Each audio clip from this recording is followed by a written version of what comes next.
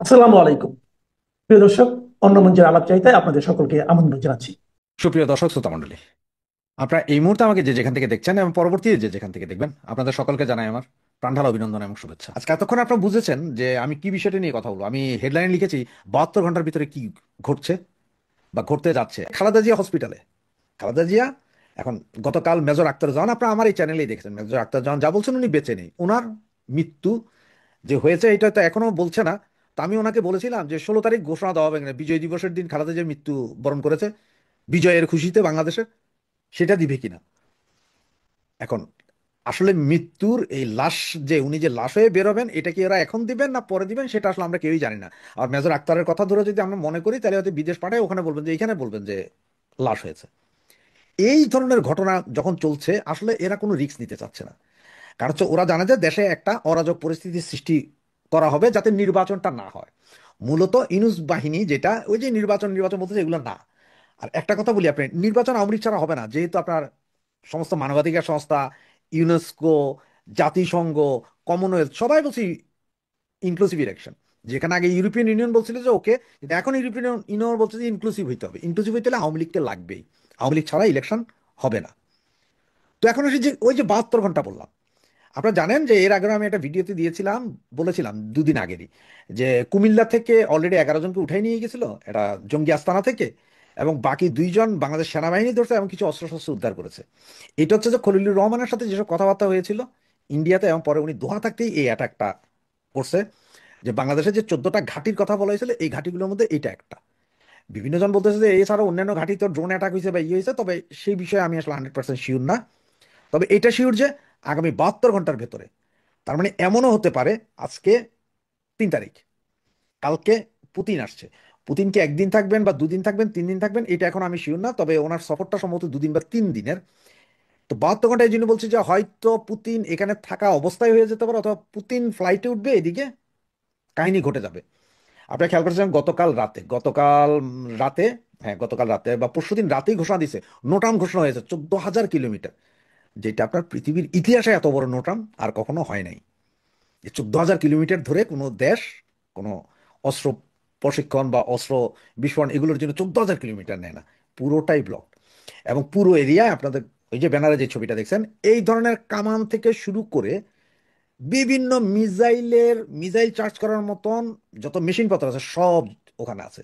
পুরো বর্ডারে এই মুহূর্তে 2.5 লক্ষ সেনাবাহিনী আছে, সেনাবাহিনী, ইন্ডিয়ান সেনা।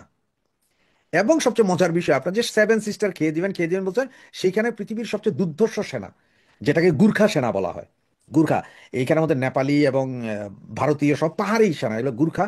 এটা ব্রিটেনে আছে এই সেনাটা, কারণ ব্রিটেন যেহেতু আমাদেরকে আগে রুল করেছিল, ব্রিটেনের গুর্খা সেনা। এবং গুর্খা সেনারা অস্ত্র ছাড়াও শুধুমাত্র একটা ছুরি দিয়েও অস্ত্রধারী 8-10 জনকে এট এ টাইম মারতে পারে, এত দুর্ধর্ষ এই গুর্খা সেনা।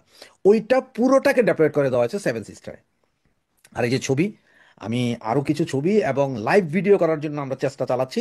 যে কোনো মুহূর্তে হয়তো আমরা লাইভ করতে পারি ওই অঞ্চলগুলো, পুরো বাংলাদেশের পুরো বর্ডারটা, ইন্ডিয়া বাংলাদেশের সমস্ত বর্ডারে পুরোটাতে লাইভ করার জন্য চেষ্টা চলছে। হয়তো সফল হতে পারি, যদি হতে পারি তাহলে সাথে সাথে আপনাদেরকে লাইভে করে দেখাবো যে কি অবস্থা। এবং যতটুকু এই মুহূর্তে পর্যন্ত খবর পাচ্ছি, তাতে হচ্ছে যে ইন্ডিয়া হয়তো সার্জিক্যাল স্ট্রাইক করে দিতে পারে বাংলাদেশের উপরে। এবং ডাক্তার ইনুস তারা গত 2 দিন ধরে 3 বাহিনী সহ ব্যাপক মিটিং মিছিল করছে, ব্যাপক মিটিং করছে প্রতিদিন। এটা আসলে যে খালেদা জিয়া মারা গেলে কি হবে, অমুক হলে কি হবে, ওগুলা না, এগুলো হচ্ছে আইওয়াস, পাবলিক যাতে এইদিকে নজর না দেয়। বর্ডারের অবস্থা কি হচ্ছে, বর্ডারে এখন ওদের পেঁয়াজ পচা যাইতেছে, এই পচা যাইতেছে, সেই পচা, এগুলা বইলা খুব হই হই রই রই করতেছে যে ইন্ডিয়ার পেঁয়াজ পচতেছে, এগুলা মানুষ যাতে খবর না নেয় যে আসলে ভেতরে ইন্ডিয়া বাংলাদেশের টেনশনটা কোথায় কি যাচ্ছে, কোথায় কি হচ্ছে, যে কোনো কিছু হচ্ছে কিনা, এগুলো। এবং রংপুর থেকে, আমি গত ভিডিওতে বলেছি, রংপুর থেকে প্রায় 12,000 সেনা আমাদের বর্ডারের উপরে নিয়ে আসা হয়েছে। আরও যা সেনা আছে তাও নিয়ে আসা হচ্ছে।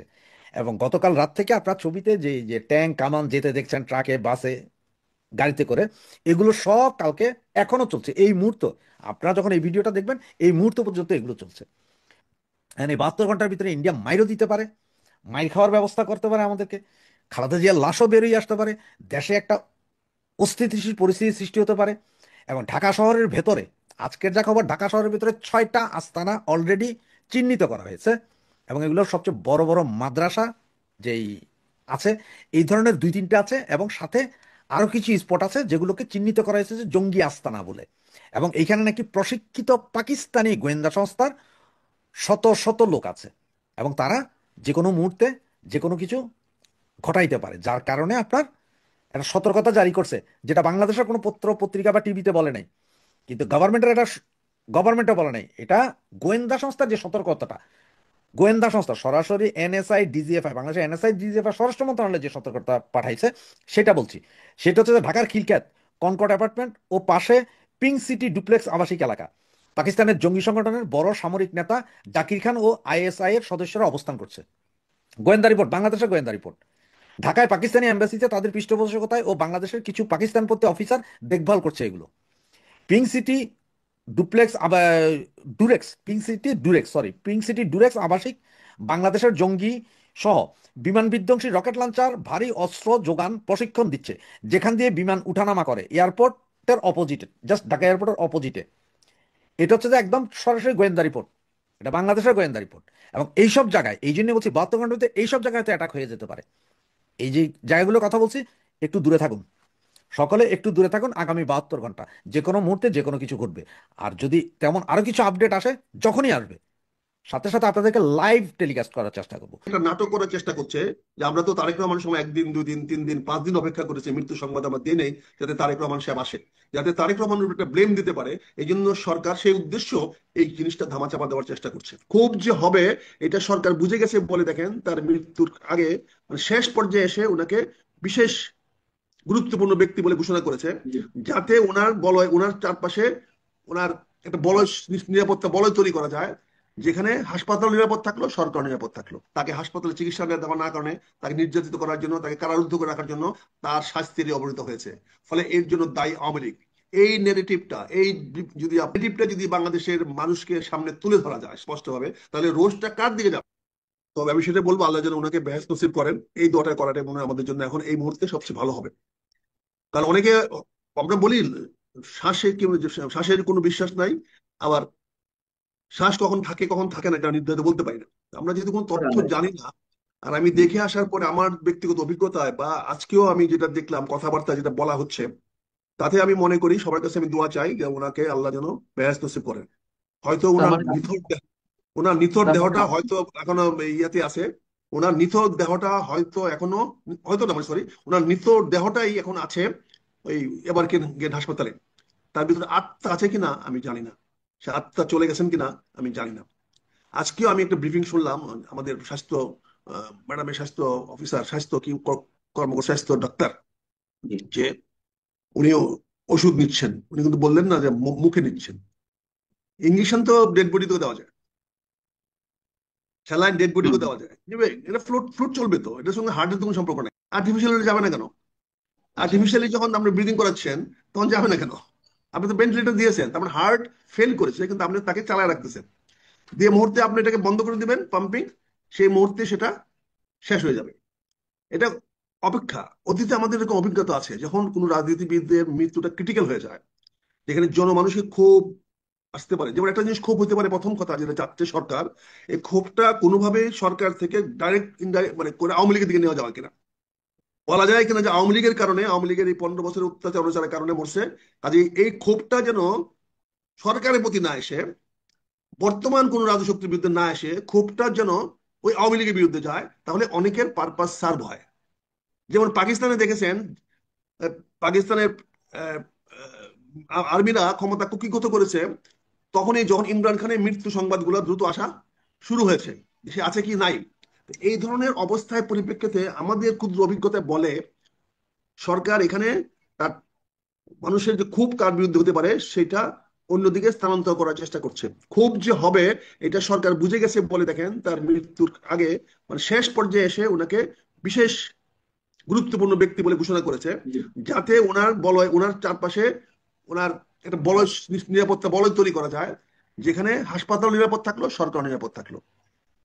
এখানে আপনি একটা জিনিস জানেন, আমার ওই পররাষ্ট্র উপদেষ্টা খুব ভালো করে জানেন যে তারেক রহমান সাহেব লন্ডনে রাজনৈতিক আশ্রয় আছে, এবং রাজনৈতিক আশ্রয়ের অন্যতম কারণ হলো যে বাংলাদেশে তার জীবন নিরাপদ নয়। কারণ তো একটাই, আর তো কোনো কারণ না। আপনি দেখেন এই সরকারের অস্তিত্ব নির্ভর করতেছে দেশমাতা খালেদা জিয়ার শেষ ব্রিদিংয়ের উপরে। ওনার শ্বাস যতদিন চলবে ততদিন এই সরকার টিকে থাকার সম্ভাবনা থাকবে। হুম। কারণ এই শ্বাস বন্ধ হয়ে সম্ভাবনা রয়ে গেছে, এই জন্য এই সরকার জানে। আর এই সরকারের সঙ্গে আমাদের নেতা তারেক রহমান সাহেবের একটা ভেরি গুড আন্ডারস্ট্যান্ডিং আছে। আপনি দেখেন আজকেও আমাদের ডাক্তার জাহিদ সাহেব বলেছেন যে উপদেষ্টা সাহেবরা সবাই যোগাযোগ করতেছেন। উপদেষ্টা সাহেবরা যোগাযোগ করতেছেন, এটা বিএনপির পক্ষ থেকে বলার কি দরকার, ম্যাডামের পক্ষ থেকে বলার কি দরকার? তাহলে ওনাদের জন্য সাফাই গাচ্ছেন। অর্থাৎ আমি যে কথাটা বলছি, আক্রোশটা যাতে সরকারের দিকে না যায়, কারণ আক্রোশ তো মানুষের তৈরি হয়ে গেছে। কারণ যদি প্রথম দিন কেন প্রধান উপদেষ্টা আসলেন না, কেন প্রথম দিন তার মেডিকেল উপদেষ্টা ডাক্তার উপদেষ্টা আসলেন না? মানুষের ক্রোধ কিন্তু তৈরি হয়ে গেছে যে অবহেলা করে অবজ্ঞা করে দেশমাতা খালেদা জিয়াকে আজকে এই জায়গায় নিয়ে আসছে। আজকে দেখা যেখানে বলা হচ্ছে ওনাকে এখন যে কোনো সময় বিদেশে নেওয়া যাবে, তাহলে এই সিদ্ধান্তটা কেন 7 দিন 10 দিন আগে নেওয়া হলো না? 23 তারিখ, আজকে 3 তারিখ, প্রায় 11 দিন কেন নেওয়া হলো না? আর এখন যদি নিতে পারে, তাহলে অপেক্ষা কার কারণের জন্য? ওনাকে যান বাঁচানোর জন্য, না এখন তারেক রহমান সাহেবের সিদ্ধান্ত অনুযায়ী? এখন তারেক রহমান সাহেবের সিদ্ধান্ত আমরা গেলাম না, কিন্তু কথা হচ্ছে যে তোমরা নিজেদের অবস্থাকে রক্ষা করার জন্য, মানুষের রোষ থেকে মানুষের ক্রোধ থেকে বাঁচার জন্য, আপনি দেখেন ওনাকে দেখার জন্য আমার 3 বাহিনী প্রধান চলে গেলেন। তাতে কি মেসেজটা আমরা পেলাম? জনগণ কি মেসেজ পেল? যে সিচুয়েশন আন্ডার কন্ট্রোল। 3 বাহিনী প্রধান পর্যন্ত এখন পর্যন্ত দেশমাতা খালেদা জিয়া আনুগত্য দেখাচ্ছে। তার মানে ওনার সঙ্গে ওনাদের কোনো এনিমিটি নাই। দেশমাতা খালেদা জিয়ার সঙ্গে সশস্ত্র বাহিনীর কোন রকম বৈরী সম্পর্ক নাই। এটি তো প্রমাণ হলো। এই যারা প্রমাণ তো যারা আগেও হয়েছে, এই আগে প্রমাণ তো হইলেও আগেও কিন্তু, হয়েছে। আগেও হইলেও কিন্তু উনি তো একটা অভিযোগ আসছে যে 21 তারিখের প্রোগ্রামে উনি যাওয়ার কারণে ঠান্ডাটা ওনার প্রকট হয়েছে এবং ওনার হার্টের উপরে এটা প্রচন্ড চাপ সৃষ্টি করেছে। এটা অনেকে বলা বলি করছেন 21 তারিখে, ফলে সশস্ত্র বাহিনী একটা ব্যাক ফুটিং এ চলে গেছিল। এখন যখনই ওনাকে বিশেষ বিবিআইবি ঘোষণা করা হয়েছে, বিবিআইবি ঘোষণা করার সঙ্গে সঙ্গে সশস্ত্র বাহিনী দায়িত্বশীলভাবে তাদের যাওয়া দরকার হয়ে গেছে। কারণ তখন এটা অফিসিয়াল হয়ে গেছে। Any VVIP of the country কে যে কোনো লোক অ্যাপ্রোচ করতে পারে। এতদিন she was a political leader. ঘোষণা না করলেও তো 3 বাহিনী প্রধানেরা জি যেতেন। না, জি না, পান্না ভাই যেতেন না, যেতে তাই? পারতেন না। আচ্ছা আচ্ছা। এটা ঘোষণা করার আগে পর্যন্ত ছিলেন উনি বিএনপি নেতা। হ্যাঁ, বিএনপি নেতার বাড়িতে স্বাস্থ্য দেখার জন্য গেলে এটা অর্থ অন্যরকম হতো। কিন্তু আমরা তো জানি যে এর আগে সেনাপ্রধান গিয়েছেন, লাস্ট যেদিন গিয়েছেন লন্ডনে গেলেন। দাওয়াত দিতে, গিয়েছেন বলে তো কন্ট্রোভার্সি হয়েছে, গিয়েছেন বলে তো কন্ট্রোভার্সি হয়েছে। কন্ট্রোভার্সি এজন্য হলে অতটা বেশি ব্লেম সেনাপ্রধানের গায়ে সম্ভবত পড়েনি, তাই না? না, উনি যখন ধোয়া তুলসী পাতা, আপনারা তো ওনাকে একটা ভালো মানুষ বানানোর চেষ্টা করতেছেন।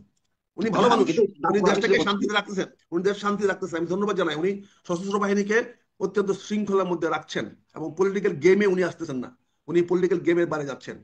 কিন্তু কালকে আমি কেন বলছি যে এটা সশস্ত্র বাহিনীকে বাধ্য করেছে প্রধান উপদেষ্টা মহোদয়, যে এখন আপনারা যান, আমি তো বিবিআই ঘোষণা করে দিচ্ছি, অর্থাৎ এই সরকারে উনি একজন বন্ধু মানুষ, এই সরকারের একটা অংশ করে নিলেন ওনাকে। বিবিআইপি ডিক্লারেশন মানেটা কি?